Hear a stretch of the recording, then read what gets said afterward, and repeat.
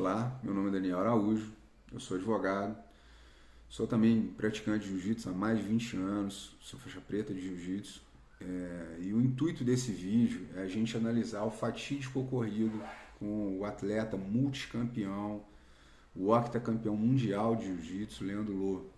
O Leandro veio a falecer após um desentendimento com um policial militar durante um show na casa noturna em São Paulo, no qual esse policial sacou sua arma e disparou um tiro em direção ao Leandro, que logo em seguida veio a óbito.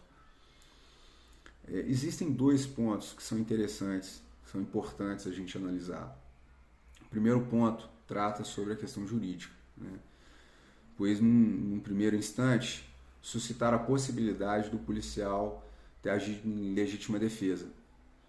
E para isso a gente precisa analisar e considerar os fatos. As notícias que chegam até nós, até inclusive pelo próprio boletim de ocorrência que está disponível na internet, dão conta de que houve um desentendimento entre os dois, aparentemente por conta de uma garrafa de bebida, e em seguida eles vieram a entrar em luta corporal e posteriormente foram separados, foram contidos, a situação foi apaziguada, sem maiores danos. E com a situação toda controlada, o policial então sacou sua arma e disparou, atingiu o Leandro Lo, que veio a falecer. Se de fato essa narrativa ela for a verídica, não há que se falar em legítima defesa. O policial ele não está agraciado por esse instituto. A legítima defesa ela é um instituto qual a pessoa age ou reage para evitar uma agressão, uma injusta agressão atual ou iminente. Ou seja, eu estou sendo agredido de maneira injusta e eu ajo de maneira proporcional a fim de me defender e repelir aquela agressão. Ou se eu consigo perceber que de maneira iminente eu vá ser agredido, eu posso agir para evitar essa agressão. E estando a situação ali, no fato em tela, estando a situação controlada, estando ambos salvaguardados, não há então que se falar em legítima defesa, porque o policial não estava mais sendo agredido. Existe uma outra narrativa no qual houve a premeditação do policial. Posteriormente a gente ficou sabendo que ambos já tinham tido um desentendimento anterior, pretérito, num outro dia, numa outra casa de show, e ali o policial havia reconhecido o Leandro e aproveitado, preparado aquela situação. Se de fato houve a premeditação, então não há mesmo que se falar em legítima defesa. Então o policial não está agraciado por esse instituto. É importante a gente deixar claro também que o policial, ele como um agente público, um agente de segurança, toda a sua ação precisa ser analisada com base em alguns princípios, algumas arestas.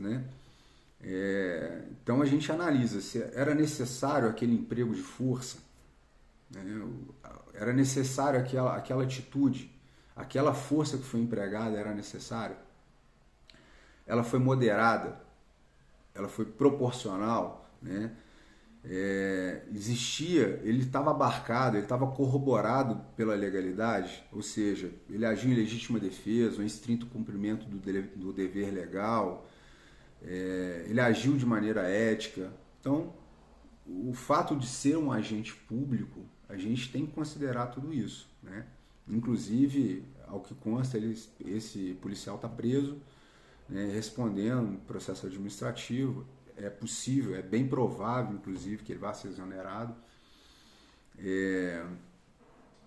Mas existe uma outra questão, um segundo ponto, que aí eu acho de suma relevância, que é a questão da responsabilidade individual, e nesse caso, tanto a responsabilidade do policial quanto a responsabilidade do Leandro Lo.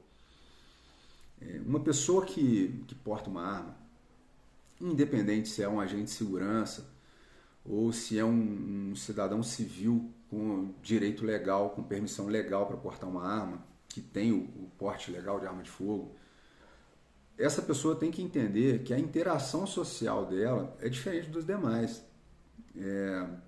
Essa pessoa ela tem que ter capacidade de distinguir um cenário, de prevenir fatos, de remediar fatos. Ela tem que ter autocontrole, né?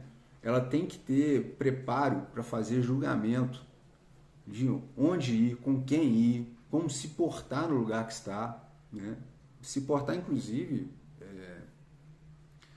de maneira gestual. Então, essa pessoa tem para si, a partir do momento que ela opta por portar uma arma, ela traz para si responsabilidades e obrigações. Bem como um artista marcial.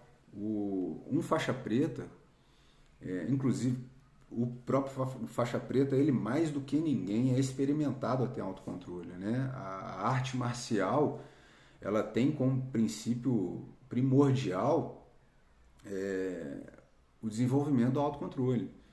Então essa pessoa ela é experimentada em aprender a remediar, a saber se portar, a ter autocontrole, inclusive também a fazer julgamentos de tudo que eu falei, né? De onde ir, com quem ir, de que maneira se portar no lugar que está. Dessa forma, se a gente considerar todas essas questões, todas essas variantes, provavelmente considerar que se essas variantes estivessem presentes, ali não tinha acontecido aquele fato, né? Se os envolvidos, inclusive propriamente dito a vítima, tivesse considerado todas essas variáveis, possivelmente o fato teria sido evitado, né? A nós que somos da comunidade do jiu-jitsu, cabe o lamento. Nós perdemos um ícone, um ídolo, um expoente do jiu-jitsu. Nos últimos anos, nos últimos 10 anos, foi um dos grandes nomes nas competições. Então a gente perde não só um grande atleta, mas como um grande representante da arte suave, né? E isso serve de alerta para que a gente entenda qual é a nossa responsabilidade dentro de uma interação social. Okay? Deixo aqui pessoalmente o meu lamento à família e toda a comunidade do jiu-jitsu.